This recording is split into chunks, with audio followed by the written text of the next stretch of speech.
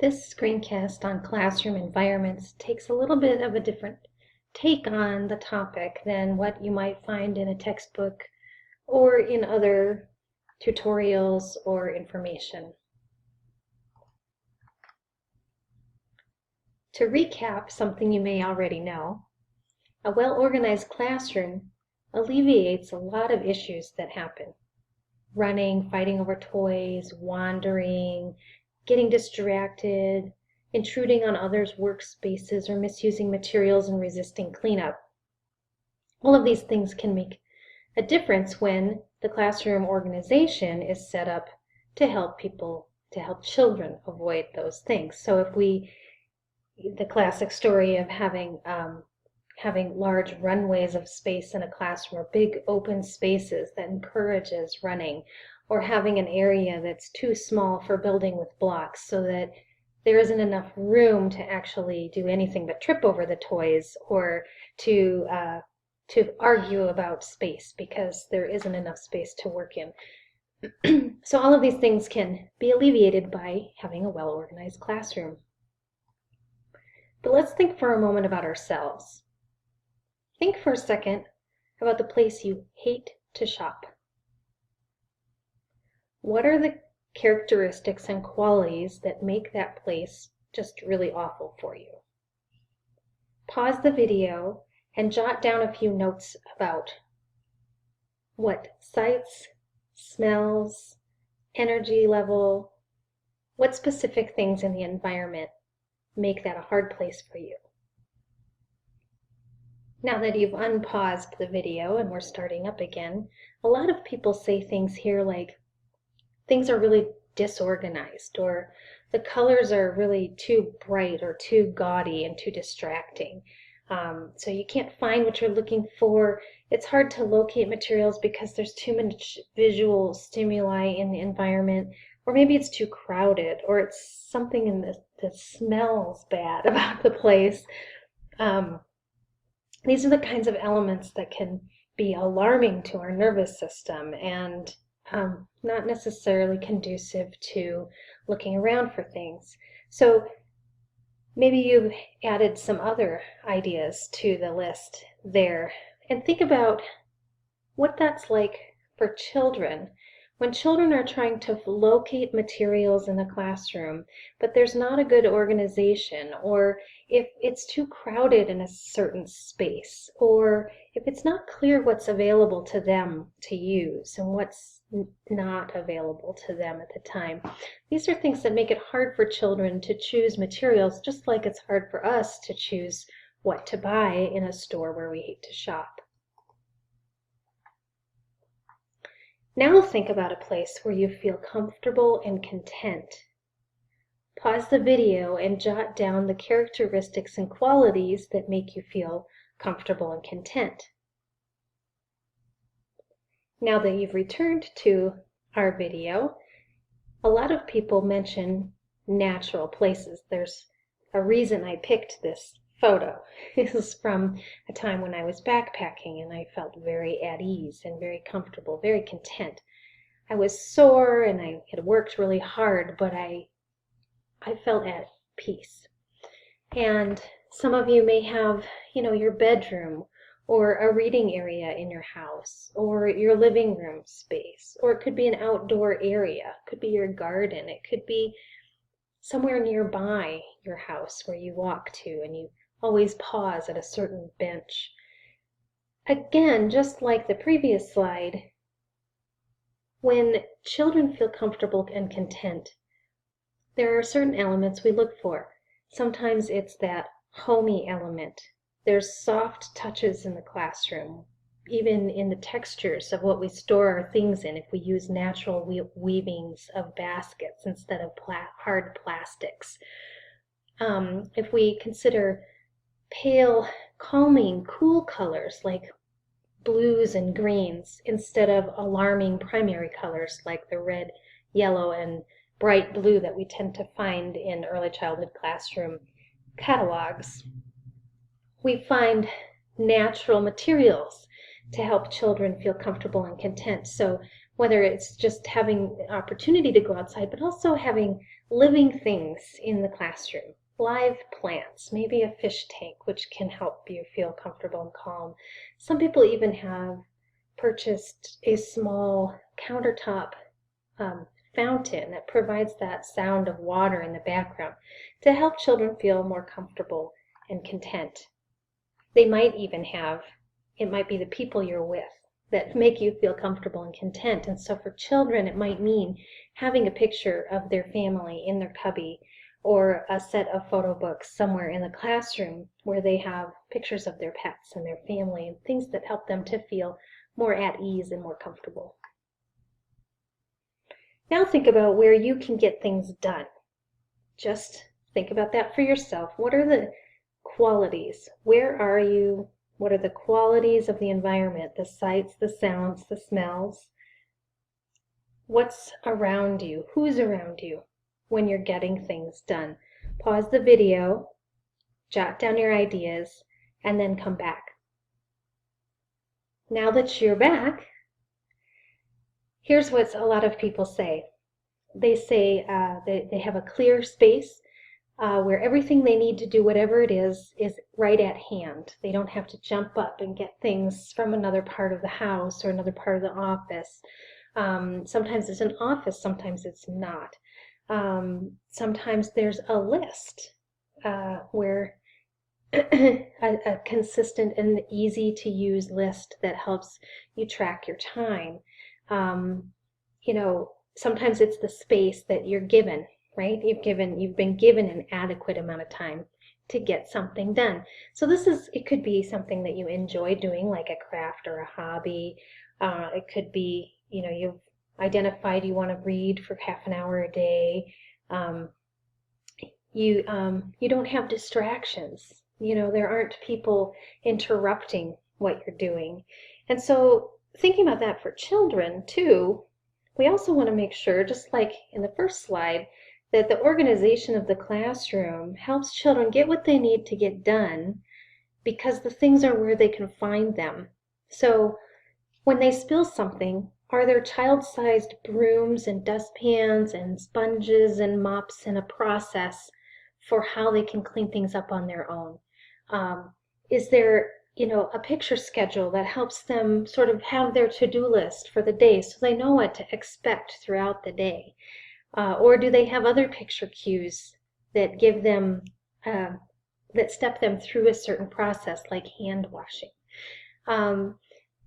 Do they have enough time to get the things done? Are we constantly interrupting them because of how we've scheduled our classroom? Are they always in transition, or do they have enough time to actually do the things we're wanting them to do? So think about those things for yourself.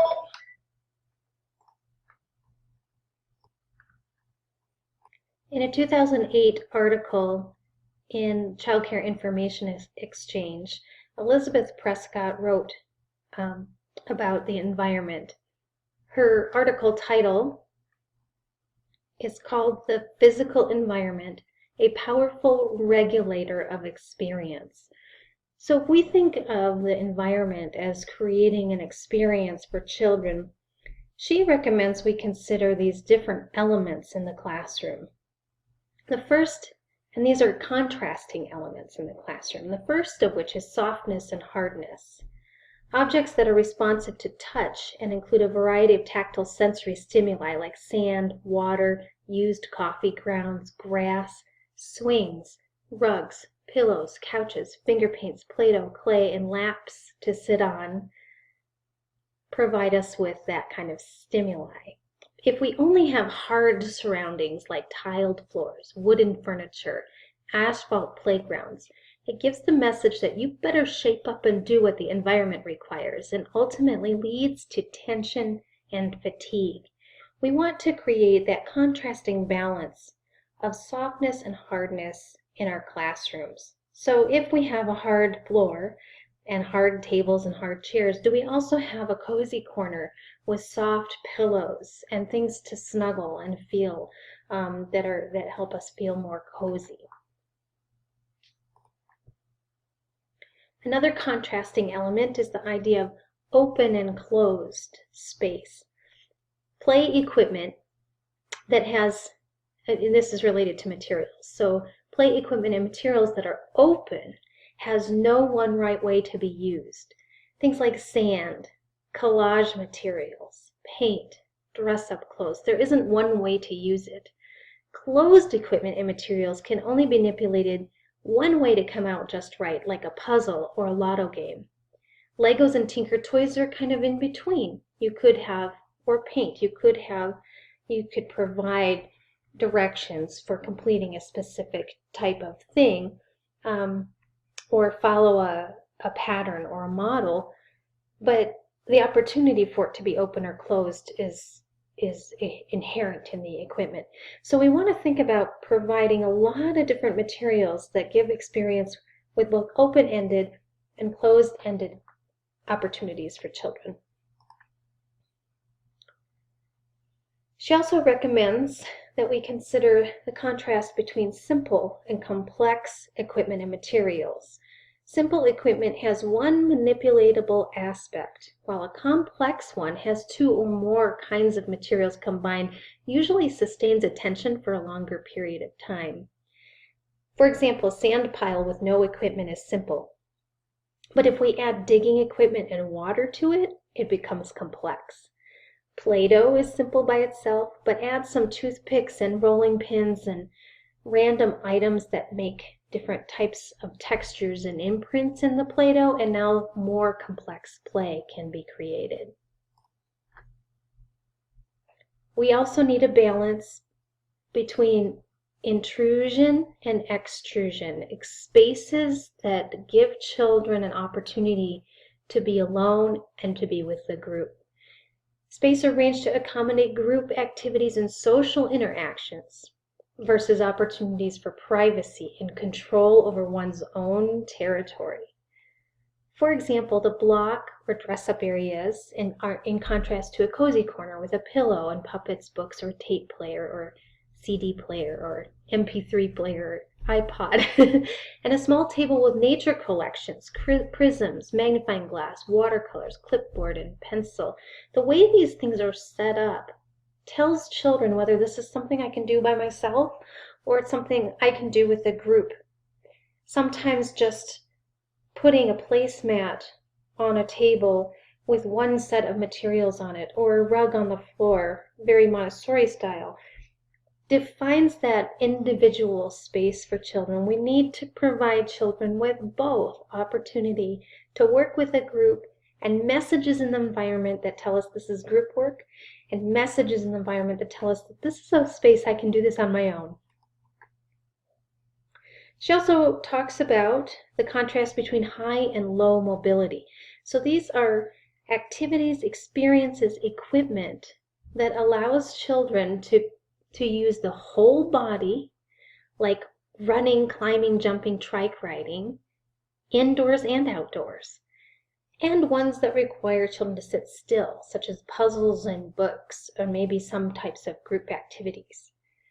Playing with musical instruments, dressing up, blocks, these are sometimes in-between activities for kids.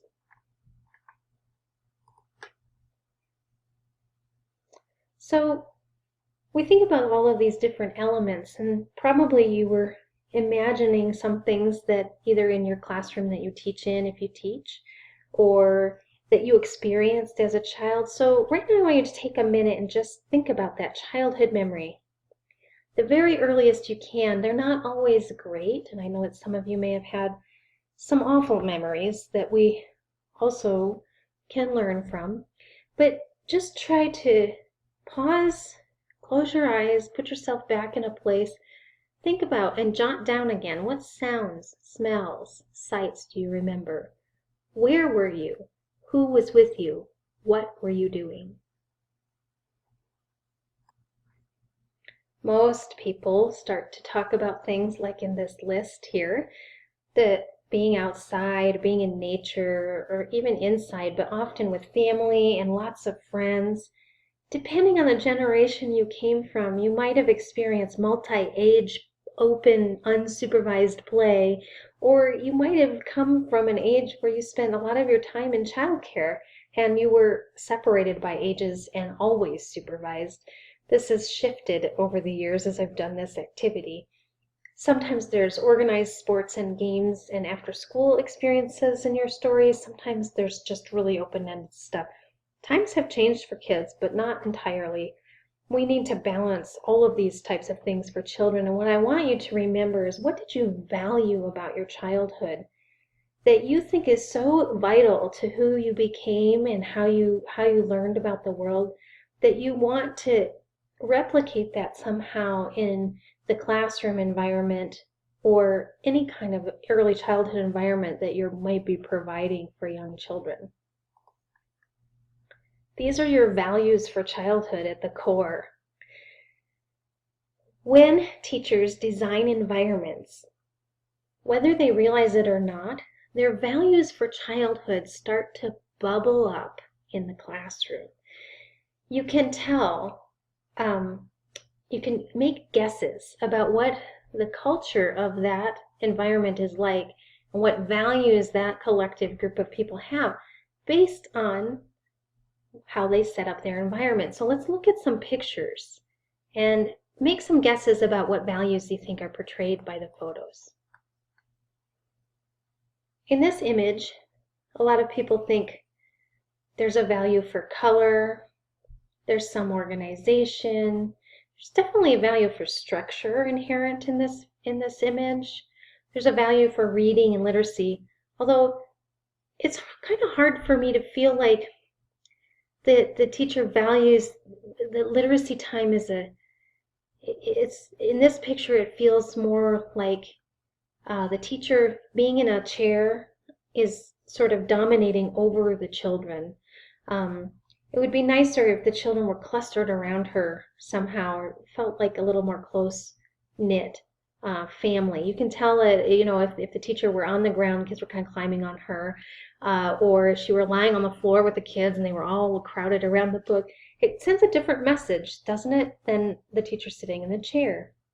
She might value order and control, and that's okay. It's just what the message says to me. I also see that children are sitting in any way that's comfortable here. So there's a value here for children to be participatory in whatever way works for them. How about in this slide? In this slide, there's a couple of things that I notice. One is there's a value for bringing the water outside. So maybe this place has a lot of time outdoors and they don't value kids having to stop what they're doing to come in and get water. So they've used this fancy little hose hookup to create a water fountain outside. There's also a value for collaboration and being helpful to one another, because that turny thing to make the water go is a little bit, it takes some strength, it takes two hands for children that are 3 to make that work. Values in these images. Think for yourself first, and then I'll just talk about this. In the picture on the left, the child who's cutting with a knife, cutting apples with a knife, there's clearly a value for competency and independence. There may even be a value for safety, because the way the child is holding the knife and pressing down on the top like that has been taught as a safety measure. The image on the right, what do we value? We may value nature. We may value movement for children. We may value interesting natural spaces. So this is a kind of tunnel that you can grow vines over, and it can create that really neat space of going through a tunnel covered with leaves.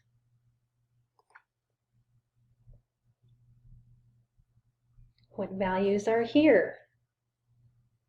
Some people say these teachers don't value putting books in children's hands because they're all stored up at the top. Or maybe it's just teachers had nowhere else to store the books that weren't on display for the children in the classroom, except for up there. They're sort of stacked haphazardly, so some people think that looks a little bit disrespectful. Some people think it's great. So very different things. There's a value for organization and children having their own space for their belongings. Their names are labeled on their cubbies there, which is a common practice, so that each child has an individual space to keep their things. Values in this photo. Clearly working together or working things out, right? 4 kids on an incline, and we're not sure. They're different ages. There's a value for multi-age here. The rock berms in the back, people always ask me about this. Of course, some of these pictures are from my own practice in the past, and some people think, well, they don't value safety, but the thing is that we wanted kids to experience the natural environment in the way that they would be experiencing it in the real world, and develop the skills that they need to navigate things like large berm of rocks. You know, the kids here in the Boulder County area are always hiking in the mountains. So being able to get skill in a way that allows them to be safer when they encounter it in the real world was a big value for me and for us. This is in an elementary classroom and can demonstrate a lot of value. Obviously, value for books. Every book has its place. It's facing outwards so that you can see the title and the cover page and make selections. It's a calm setting. We've got not fluorescent lighting, but we've got you know, the lamp, which creates a different kind of mood, a calming mood, a place you want to snuggle up and read. The colors, the decorative, it's very homey looking, right? So there's a place to snuggle up with a pillow there.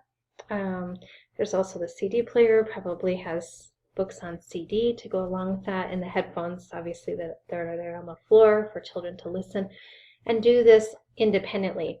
Again, there's live flowers in the vase, so there's a value for bringing nature in as a way of creating a calmer, cozier mood for reading. Now this, some people think, demonstrates well-organized environment because things exist on the puzzle shelf. There's a cozy sort of ish. It's a plastic coated bean bag and then that softer chair. But I use this to illustrate a couple of problems. First of all, there isn't a real value for literature in this picture the way there was in the last picture. The books are stuffed kind of in there, like there's no real care for the pages. They could get torn and hurt easily that way. The children aren't taught to put them back in a way that other children can select them. Remember the place you hate to shop? I wouldn't be able to choose a book very easily from that pile. Same thing with the puzzles. They should, if they had each their own space instead of were stacked like that, it would be easier for children to make selections and use those materials. The cord coming out from the CD player is right in children's space. That is a safety hazard. Could easily be pulled down on kids and really should be tucked out of the way. Obviously, there are story tapes. There are some labels on things, but the beanbag has a tear in it. I don't know if you noticed that, and things just look a little bit haphazard and a little worn and a little bit harder to make selections from. So think about the organization and what that value is. In contrast, this image of a science area shows you another way that you might display nonfiction books in relation to the materials that are available that are related to that. So that aquarium actually has a tadpole in it that this again from my classroom. We had caught a number of tadpoles at the pond nearby, and we brought one back to watch it transform into a frog, and then we released it. And we had all kinds of reptile books and magnifying glasses and journals to write in and other things about reptiles and amphibians. So the eggs there, they're Easter eggs. Those were really, we had little animals that could go in there that represented the types of animals that hatch from eggs that are reptiles, amphibians. So there's a connection there to the science of it all. And clearly, each thing has its own space, and the children in this classroom were given instruction on possible uses, but not, again, that balance of open and closed. This would be more open-ended materials. This picture is from a park, and it is a water feature that is in a large sandbox. I just think it's kind of neat when we look at parks and museums and the kinds of environments that they provide for children. I have been collecting images over time of different places that have wowed me with the kinds of things they've done. They almost always come from parks and museums, not from early childhood centers so much. So how can we take the best of the environments and find ways to design these kinds of things for children, and that they can have daily interactions with these types of materials? This is a beautiful curvy feature with the mosaic tiles on it. It's a piece of art as well as an interactive water feature. How does your environment relay family engagement and community? So in this picture, you see not only are there low windows in the background there that toddlers or young children could peer through into the classroom, but this is an adult-sized chair next to a child-sized chair with books accessible and images in frames above that hold children's paintings. To me, that says just framing children's work sends a value that you value art, and you value child-made art, not cookie-cutter projects. The adult and child-sized chair present that value of adults and children being comfortable in seating that fits their own bodies, but still brings them together.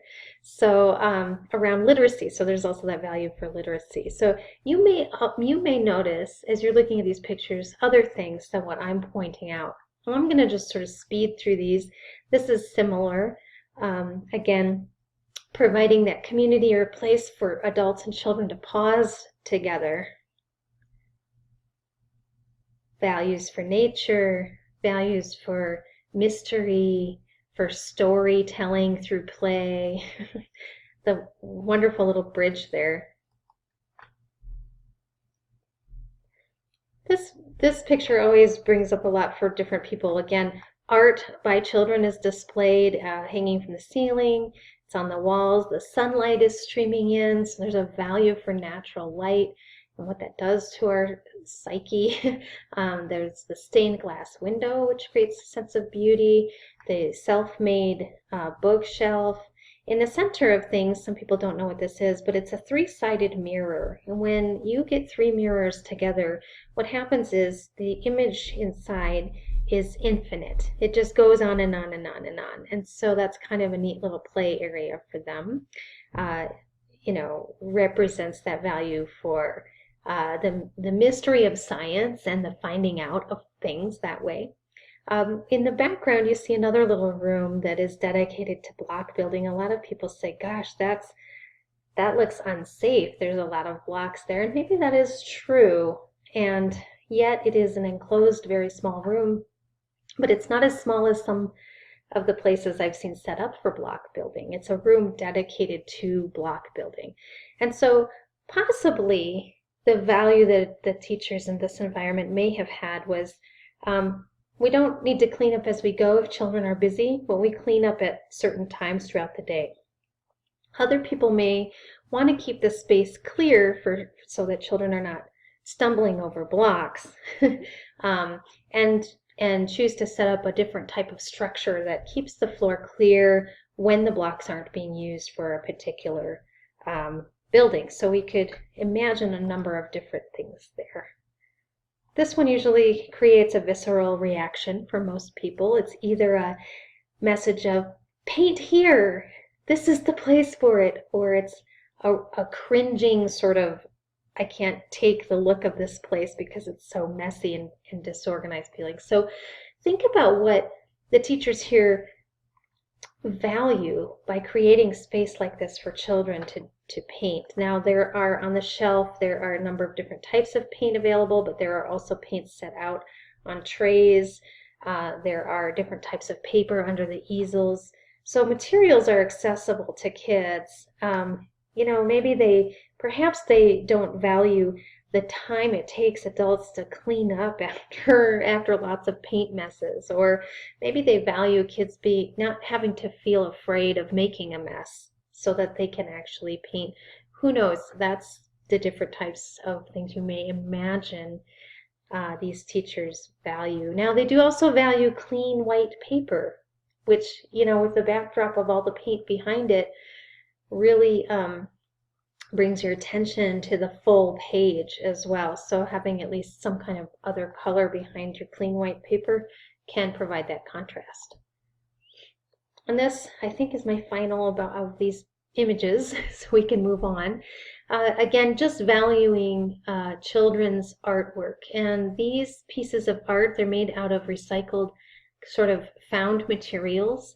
There are sculptures that children made and titled, and that's what I really appreciate about this picture, is that not only are they displayed in a way that we would display art in a museum, but they're also titled. So one has a title of Robot Walking Space Dogs, and another Girl Robot. They clearly had been studying robots and using that the art materials as a medium for creating their own robot sculptures. So again, we're going to remember those different contrasting elements, and here's a few more. Thinking about heavy things and light things, smooth and rough things, things that are natural and things that are man-made, things that are huge and things that are tiny, things that are scary and things that are comforting. We want to remember that we need a lot of variety in the classroom. We need things in the environment that stimulate curiosity, that draw children in, that make them wonder what's going on, and give them an opportunity to pursue their questions about those curious things rather than being just given an answer. Think about things like holes, sounds, things that move, smells, places that challenge your body, something the wind does, animal tracks, something I don't understand, meaning the child doesn't understand it, symbols in writing. These are all things that can stimulate the child's curiosity and encourage them to start thinking more deeply. Children need spaces that tell them, you belong here. They need places where I feel powerful, where something sparks a memory, where it feels like home, where it makes me feel respected and helps me connect with other people, a place where I can do things on my own and feel competent, and something in the environment that people trust me to be responsible for. Do we give kids a turn to take care of the classroom pet? Do they wash the tables after meals? These are the kinds of things that children want to do and help them feel that they are part of a community. So my challenge to you is, if you work with children and you've observed in a classroom setting, or you can just try to imagine these things, you want to go on a little scavenger hunt to look for the contrasting elements, the elements in the environment that help children find what they're looking for, get things done, that help children feel safe and content. We want children to think about these things. I can see who I am and what I like to do at school and home. There are comfortable places where my tired mommy, daddy, grandma, or auntie can sit and talk with me or my teacher. The natural world can be found here, like objects from nature and animals and living specimens. There's something sparkly, shadowy, or wondrous and magical here. My teacher leaves a special object every day or materials every day. So I get a time to keep trying to figure out more about its properties and how it works. In other words, we don't just put something out for children for 1 hour and then put it back on the shelf for the rest of the year. We give kids opportunities to repeat their experiences and to take those materials and learn more about them and take it deeper. We want children to be able to say, I can be alone. I can be with others. There are materials here that I can use to make representations from what I understand or imagine, like the robot sculptures. I can feel powerful and be physically active here. I can learn to see things from different perspectives here, literally, and also through assuming roles in dramatic play. I see my name written, or I get to regularly write my name here. And I get to know my teachers here. I get to know what they like, how they spend their time away from school, and what people and things are special to them. So my challenge to you, if you do work in a classroom, I'm going to give you a chance to try this scavenger hunt on your own and do an analysis of your classroom and see, well, where could I create a better environment for kids? Where am I doing really well with this? And try to brainstorm for yourself how to do it in an easy way. We're not looking for, something that requires a $5,000 grant to do, but just simple things that we can do to bring in a little bit of softness if the classroom is hard, or a little bit of hardness if the classroom is too soft. These are the kinds of things we're looking for.